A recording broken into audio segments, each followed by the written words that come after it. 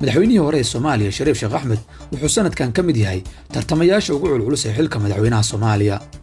waa markii afaraad ee uu tartamaya xafiiska laga maamulo dalka. hal mar ayuu adkaaday saddexdii tartan ee ugu dambeysay xukunka, labana waa laga adkaaday. laakiin tallaabooyinka siyaasiga ah iyo ballanqaadyada dhinaciisa laga soo tabinayay qaarkood kuma jaangoona siyaasad uu ku adkaan karo doorashada soo socota.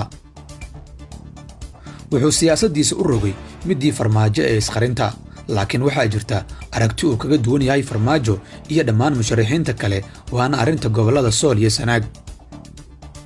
Sheekh Shariif markii uu madaxweynaha ahaa ilaa hadda waxaa la sheegaa inuu aaminsan yahay in labadaasi gobol maamul noqdaan.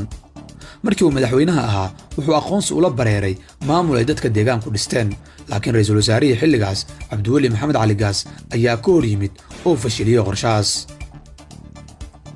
10 sano kadib, Shariif Sheekh Axmed si uu u helo codadka xildhibaanada gobolladaasi ka soo jeeda, waxa uu bilaabay inuu soo nooleeyo doodda ku saabsan dhismaha maamul gaar ah oo laga dhiso gobollada Sool iyo Sanaag, kaas oo ka madax bannaan Puntland iyo Somaliland. codadka uu arrintan ku heli karo waa 18 cod haddii ay xildhibaanada labadaasi gobol go'aansadaan inay isaga wada taageeraan oo ay danka dhex arkaan.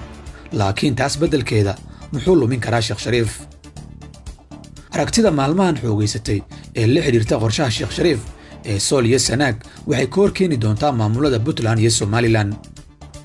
xubnaha reer waqooyiga ah ee labada aqal ku jira waxay aaminsan yihiin in gobolladaasi ay ka tirsan yihiin Somaliland, halka inta badan xubnaha reer Puntland ee labada aqal ku jira ay aaminsan yihiin in Sool iyo Sanaag ka tirsan yihiin Puntland. labada dhinac waxay ka siman yihiin inuusan maamul saddexaad ka dhalan dhexdooda, sidaa darteed doorashada soo socota ee Soomaaliya dana culus ayaa iska hor imaan kara. Sheekh Shariif waa ku adkaan doontaa inuu 18 cod ku beddesho awoodda xildhibaanada kale ee Puntland ama kuwa Somaliland, kuwaasoo isku darkoodu uu 7 jeer ka badan yahay kuwa uu hadda kula heshiinayo dhismaha maamulka cusub.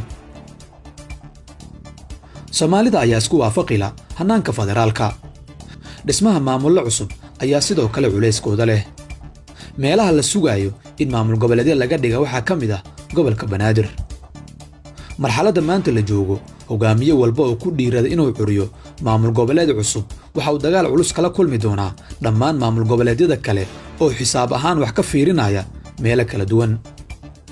qorshaha ay riixayaan Sheekh Shariif iyo kooxdiisa ololuhu waa ugaarsi ku soo laabanaya dhexdooda, waxaana uu sababi karaa in xildhibaanada ka soo jeeda maamulada kale inay il gooniya ku eegaan. doorashada soo socota ee Soomaaliya ma fududa in la qaato qof aan la aqoonin Soomaaliyada uu rabo oo aan lagala doodi karin sida uu toosin karo qallooca qarannimada haysta waqtiga dheer.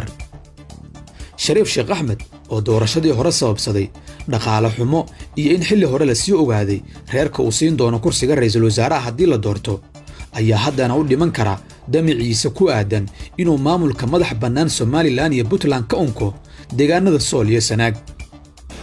maxay kula tahay?